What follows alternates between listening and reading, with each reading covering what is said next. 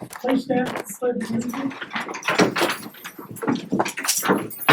allegiance. I pledge allegiance to the flag of the United States of America and to the republic for which it stands, one nation, under God, indivisible, with liberty and justice for all.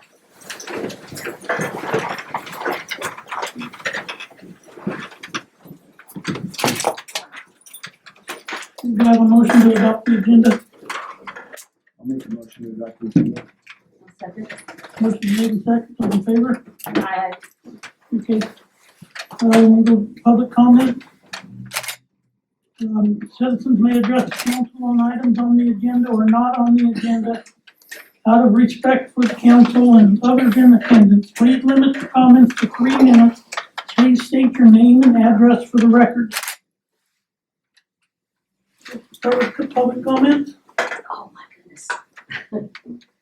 My name is Barbara Robinson. I live at 18661 Tunnel Hill Road on the west side. And I have been going to the pool for 15 years now. I've lived here for 15 years. And during the summer, I actually live at the pool. I'm there every single day when it's open. And I really enjoy the adult swim time that we have from 12 to 1.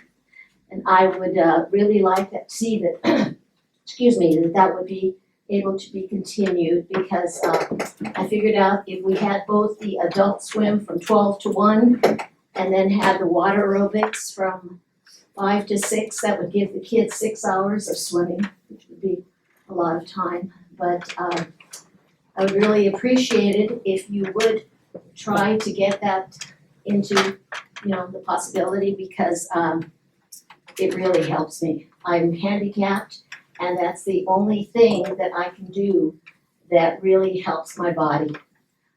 When I go in the pool, I think that I'm like a regular person and I don't hurt anymore. So, thank you. Thank you. Anybody else? Okay, hearing none, we'll move on to old business, swimming pool. So I have a little slideshow, and I have a guest with us today.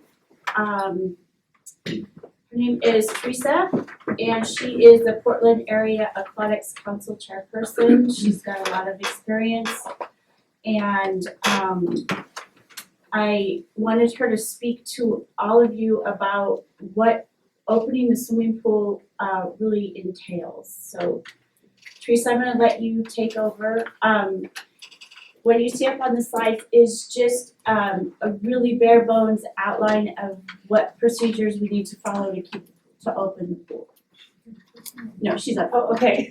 She's here, but she's not here. All right, so this is Teresa. Go ahead. Hi, Michelle. Well, I appreciate you guys reaching out.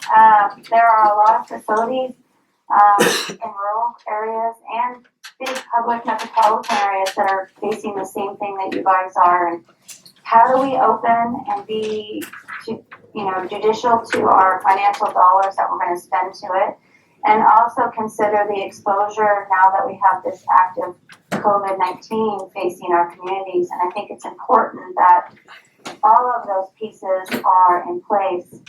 The information that she has on the slide there, these are just the basic information pieces.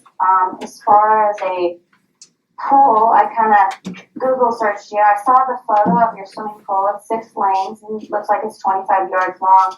And then you have this leisure pool. So some of this information is canned, if you will, for a public swimming pool. I think what's really important that at any community, or big or large, they consider that in opening. It's a matter of staff safety, it's a matter of community safety, and future safety. I think that if we make a mistake in the aquatic community, it could shut us down for years. And I think that it sounds like this is something that you guys have really weighed hard on your hearts to be part of. The 6 feet social distance we all know that, when little kids are in and out of a pool, that's the last thing they wanna do. They want to, sit on each other's shoulders and play around. If you read the CDC guidelines and what the governor has given us for, our Oregon compliance phase 2 piece, there is some lenience in that. Lap swim does need to be restricted to one person per lane. The information about sanitation and disinfection, I sent Michelle a really great document from California Park and Rec, sat down with their CDC department and said, okay, if we're going to open up, how are we going to do that? And that's something that I'm sure she'd be willing to share with you if she hasn't. They talk about in that how to keep it, for example, bathroom stalls. You can't open every single bathroom stall. You can't open every shower piece. Things as simple as that. When they're going in and out of the pool, deck space versus water space. Water exercise, your guest was there and she wanted to make sure that there was water exercise in adult hours. I think that is important. I come from a background, currently I'm teaching, we were teaching 13 fitness classes a week, and I'm gonna have to reduce it to 20 people and only twice a day. And so the community is not only gonna try to figure out when is my hour, but to make sure that maybe even flexible enough that if you choose to open at the expense of the dollar that you're going to spend, you might as well open up maybe a little bit extra for those special targeted audiences, if you will, and be a little creative about how you staff your facility, using returning staff, and as of right now, we are unable to train any new staff. Without the social contact, it is a big hindrance to trying to figure out how to do this. As far as the staff goes, the CDC again and the Oregon Health Department has set out some pretty great standards for us. You know, masks are, required, and gloves when you're cleaning and all of that. Those products, if you haven't started to order them, I would suggest put that on the top of your list. They are very hard to come by, that are not gonna cost you an arm and a leg. As far as your patrons going, your communication to the patrons is huge. If you feel sick for whatever reason, not to diagnose why they're not coming, not to even ask. There's just a series of, I think it's 4 or 5 questions now the CDC has asked us to, in a recreation facility, to address when they enter the facility. And if they say yes to any of them, well, I'm so sorry, it doesn't look like it's going to be safe for you, and to be okay with that. But the idea of keeping your patrons safe, interacting with your staff, and we know that this COVID illness is something that gets passed so easily, and yet for years, for us as lifeguards, we were always worried about hepatitis. And, it lives in a body of, pool of blood and bandages up to 72 hours later. And this is something that can be passed within just hours and days now. So I urge you to, whatever you decide to do, that you keep the safety of your patrons, the health of them, and your budget in consideration. And if I can help it anymore, Michelle, just let me know. Okay, thank you. Mm-hmm. Boy, that was depressing. So I have a question, I don't know if it's for Teresa or you, because my understanding is it is not required for patrons to wear a face mask. It is a suggestion, but not required. Not for patrons, but it is required for staff. all staff. And then, the questions of patrons entering the building is not required as well, but suggested as well. For entering into the pool house? Yeah. I would like to see the pool house completely shut down. Well, even, not even the pool house, but entering into the pool, I should say. Like somebody coming to use the pool, the questions are a suggestion guideline, not a rule, which is a big difference. We'll have to verify that because I read it as a rule. Okay. I think we There, have there, can I authority say to also something? set I might be able to ordinance. help with that one. The Oregon Health Department in the regular pool code enforcement says if you have a I can't say the word, communicable disease, you are unable to enter a public facility and aquatic environment. So it supersedes anything in addition to COVID itself. But- So if they knowingly know that they have a disease that's passed from person to person, That doesn't, they're not supposed to be in a facility. that doesn't change due to COVID, that's been an ongoing thing, so I'm Correct. specific to COVID. The guidelines that I have read say that it's a suggestion to screen patrons, not a requirement. The level of screening is determined by your local jurisdiction and all the way down to a county and or city, in your case, level, yes. So it's not currently a requirement on the state level.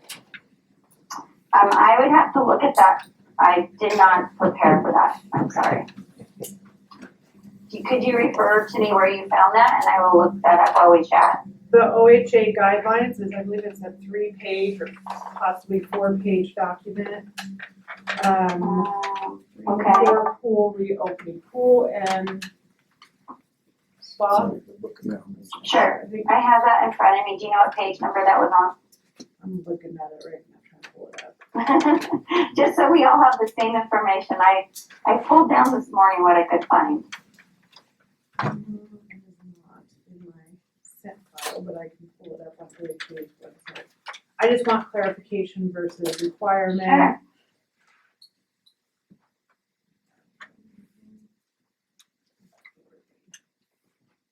It's a pretty short document to read through, but I believe it is. It has a lot of links with it. That's why I was wondering maybe I could open up something else that, Those links are just for current stuff that's been established. They're not anything in addition to the OHA's COVID requirements. There is a doc, on page 3, if we're on the same one, it says additional guidelines in operation and gathering. And on the third bullet, it says the first one says to review and implement all of the guidelines. Second one says to comply with the application of phase 2. And the third one says to post signs listing the symptoms and assistance and contact anyone that needs assistance. Is that what you're referring to? No, it's more detailed. Sorry, my internet doesn't quite get in here. Teresa, I just sent you on the chat. Can you send me the link of where you're at, and then I'll open it up for everybody so that. Sure. This is the one that I have. Thank you.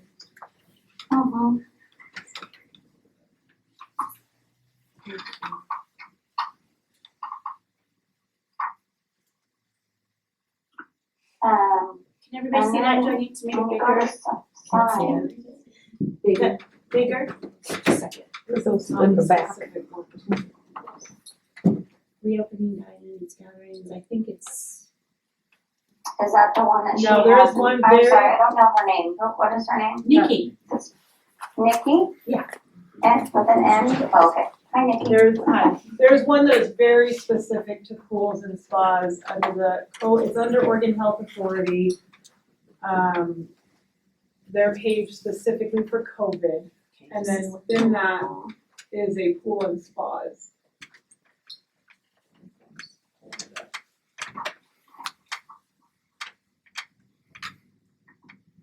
That's what this one was. This was phase 2, where we are today. what I just, Or where we will be Scroll today. down.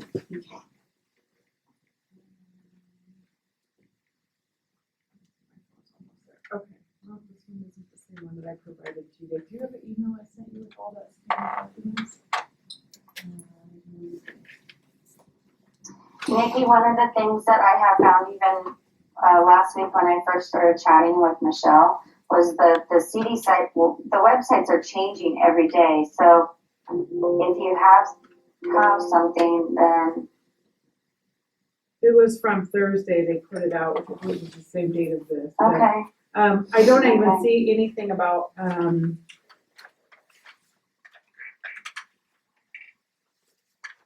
anything asking patrons questions at all on this one. They require signage. They just, require signage, I don't even see it addressed on here at all. Except that, if somebody if they have symptoms.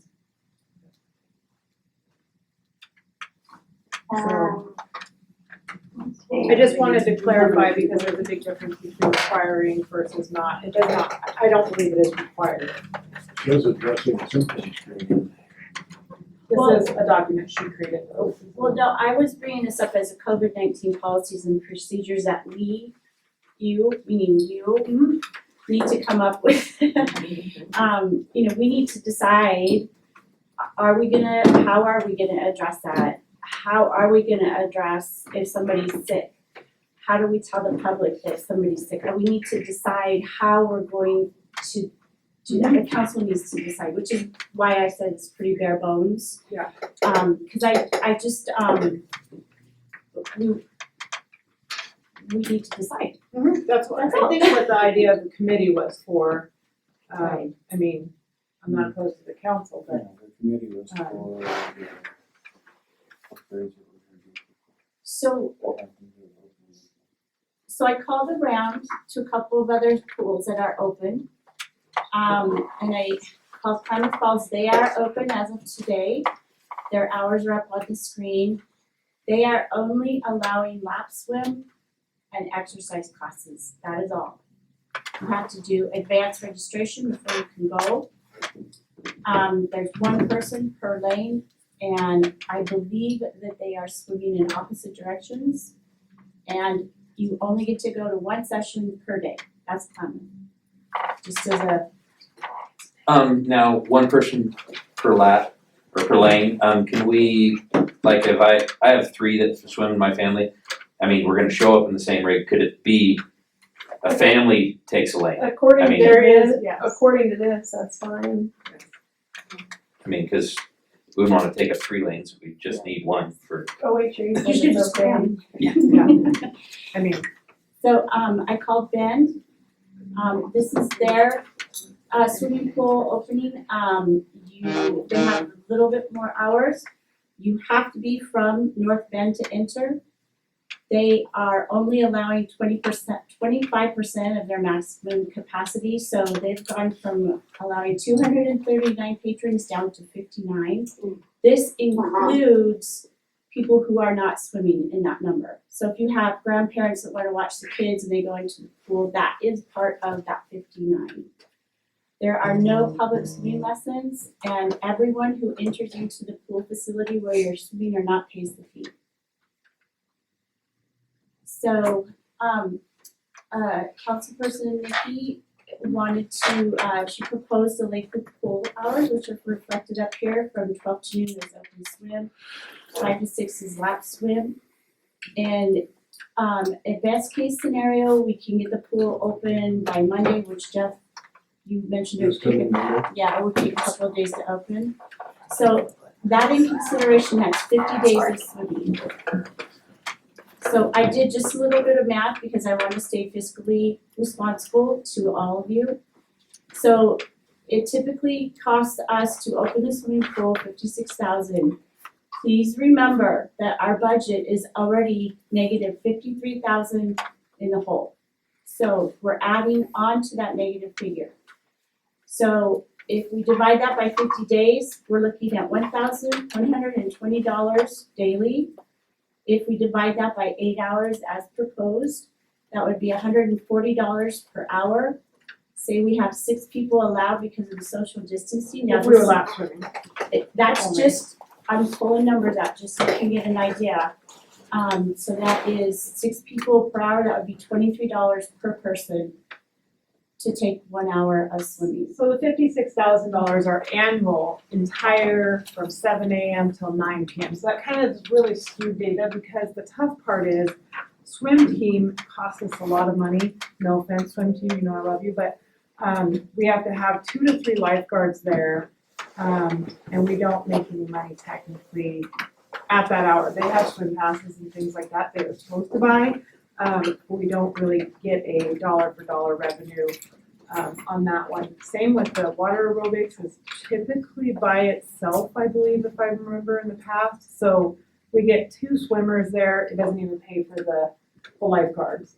That's why we, are looking at doing like a lap swim with the water aerobics at the same time to justify the cost. So these numbers are also,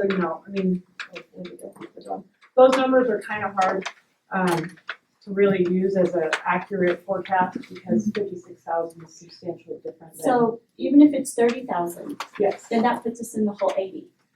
It does, but I know being in the budget meeting, we're in the hole every year on the pool. So it needs to Every have year. some reform. And so, which I think is great, right now I don't think it'd be the year to do it because, first off, I hope we're doing everything we can to open this pool, not battle every hill that comes along because this is important to the community. It's very obvious it's important to the community. If the community wanted a majority of it shut down, I would have no problem dropping this and saying, you know what, you guys are the majority of the people that use this. You guys don't want it open, but the community wants it open. Kids want it open. The senior citizens want it open. So I think it's our job to find a way to make it happen, period. We always lose money on it. It's not a winner. I'm not saying that I don't want to do it. I'm just saying, I want to take a holistic look at it. Yeah, I'm very realistic, trust me, I'm very realistic about the expense of it. It's been driving me nuts for years because Darwin and I have talked about ways to bring up the revenue and cut costs, and we've never got a chance to get to that point because we've never had a chance to have a committee or a meeting put together to make that. Well, Darwin has his ideas too, I mean, there's other ways, which we haven't even, but there was a comment, I don't know if it's in comments or not. Oh, there. Are we Oh, hi. taking comments or can I say something? Go ahead. Oh, for me? Okay. Yeah. Having been on the budget committee for, I don't know how many years, a long time, okay? Prior to that, I was on the school board, okay? School board, back in the 90s, there were like 1,250 students in the school district. When the mills shut down, those numbers dropped to 750. That is when the pool started losing money. But throughout those years, when the pool lost money, the town always felt it was very important to keep the kids occupied in the summer because there would be more damage, more other things going on where kids are getting in trouble if they weren't occupied. And so it's always been felt that the town needed to keep the pool open, and that's why it is. I think that somebody should start a 501c3 Friends of the Lakeview Pool. We already did. And, okay, well then we should be applying for the money that the district attorney's office is getting. We should be applying for other things. I agree. And that, And there and to is- make up for that difference. But I think it's important that that pool is open for these kids.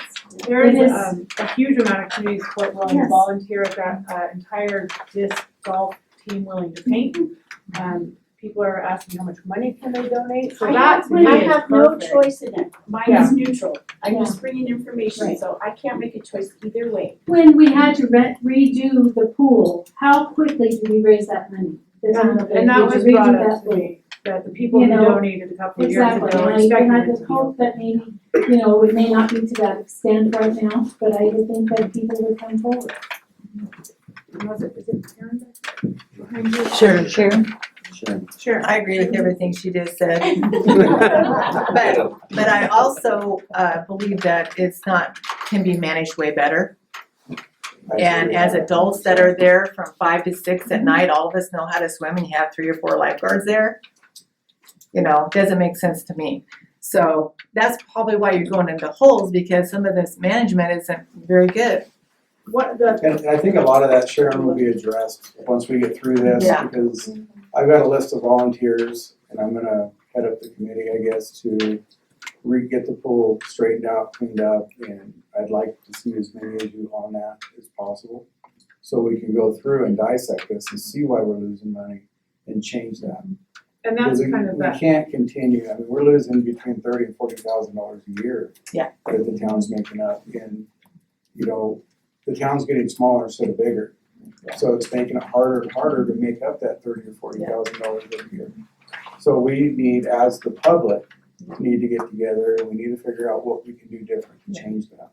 and that's why I proposed a schedule that is kind of slim and trim, because that's always been my issue. when I go up there and I see a bunch of kids standing around, of course, as a mom and also a former lifeguard and swim team coach and swimmer, you should be doing something. It's walking around cleaning up dirt, not me, garbage, not me.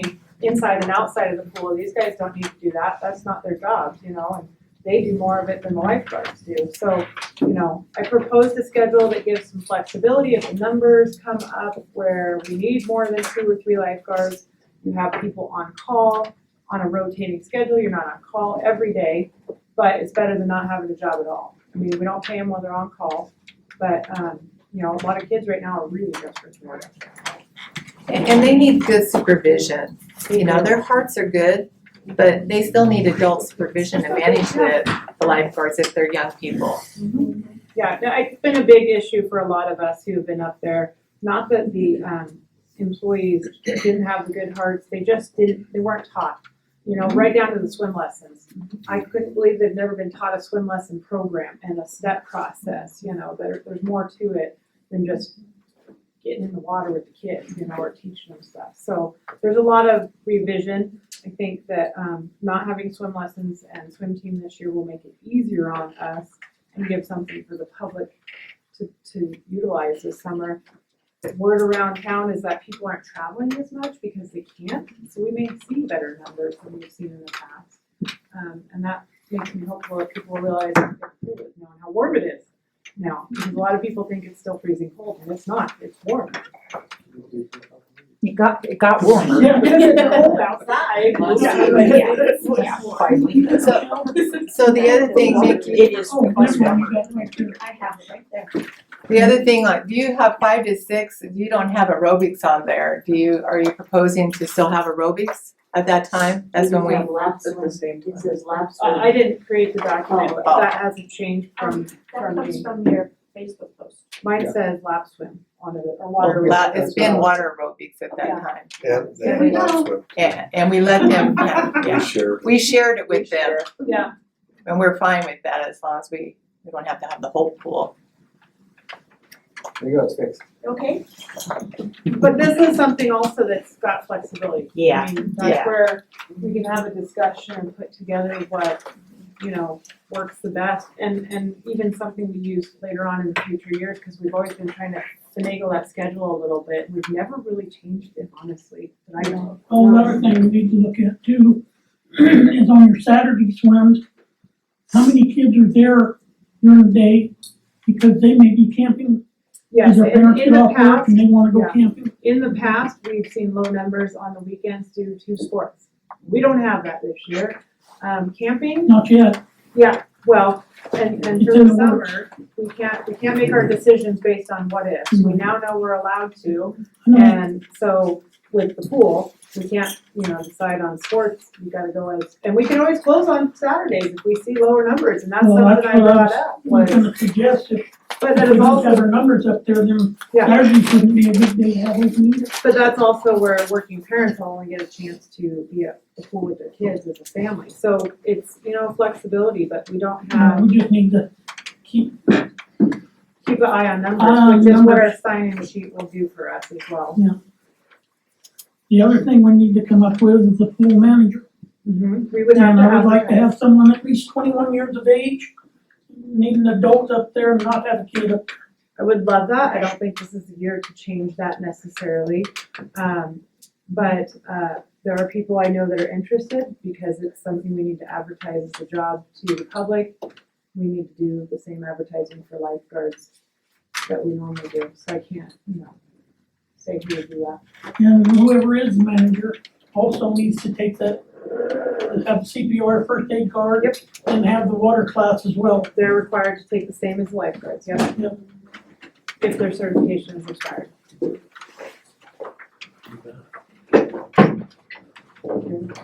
So far to be so. No excuse. So I just wondered the electrical thing. Yes, mean, I that's was I at think the was last- the holdup, cause that was what the Was that- excuse was last time. That Now I'd love to that was hear the whole about thing that, last yeah. time, so I need to know, how did the electrical inspection go, and what are you deciding on opening the pool house or keeping it closed? We had 2 electricians look it over, and both of them agreed that the entire system is outdated and probably not the best in the world, but they feel that we could open up at least as safely as we had last year. You know, nothing changed from then till now, and they see why the inspector came, you know, with a stern warning last time he inspected it, so we need to budget for upgrades, which, you know, we're trying to get grant money and stuff, but it was believed by both contractors that looked at it that we could open up safely. Couple of little things we came up with, just some, there's no light switches in the building, they've been using the breaker switches to turn the lights off and on, it's been that way since '53, not the best way to have switch rated breakers. Michael could tell, you know, what that means, but what we wanna do is just put LED light bulbs everywhere, turn the lights on, and just don't mess with them. You know, if we're gonna be closed all weekend or something, you know, one of my guys can go shut them off, but we just won't have the light switch being used off and on. Why wouldn't we put in light switches? We don't have time to do it before. No, I'm not talking about now, just in the long term. It's just never Okay. happened, it's just never happened Gotcha, since it was built in '53. okay, well, yeah, the whole thing. Jeff, have you got a current price tag on updating it? Well, just that little portion of it was $1,500 to $2,000. Right, And that's just a replacement of one breaker box. right. In the building. But the whole thing, you don't have a, No, we're working on that. okay. So, you know, that's not the holdup. The electric- Were there any other concerns that they saw electrically besides just the Yeah, there's a lot that of we stuff. need There that's- to was a lot of concerns, I mean, a like, lot of, you know, if they were safely doing opening? an OSHA inspection, you know, there was a lot of recommendations. But nothing that we haven't already had in the past, and Nothing they felt would kill anybody right Perfect. What was he was saying about the water heater? he says the water heater is a dinosaur. That, you know, it's probably, we would have to do maybe $500 work on it to even use it, but I don't know. At one point, I was told we couldn't have showers, and I was told that kids would wear what they were gonna wear in the pool, to the pool, and from the pool. But So the whole system, we all know, needs a good revamping. I personally would like to see it all inclusive, all at the same time. If we're gonna tear into walls and we're gonna tear off a roof, let's not mess around and do it halfway, let's do it the right way. sure, With a nice plan, and I know that Michelle has some ideas and has submitted, grants.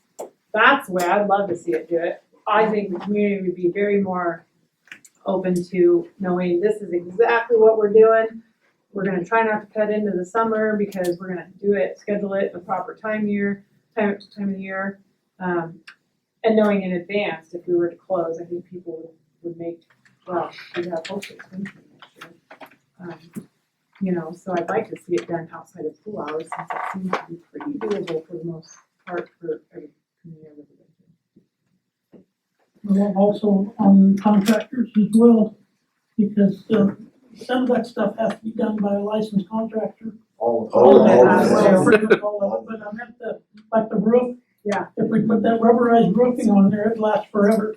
Yeah, and that's where the great part about when you're planning ahead is you can say, hey, I know, you know, February, March, April, more than likely won't have snow, we can plan it for that time of year. And that's,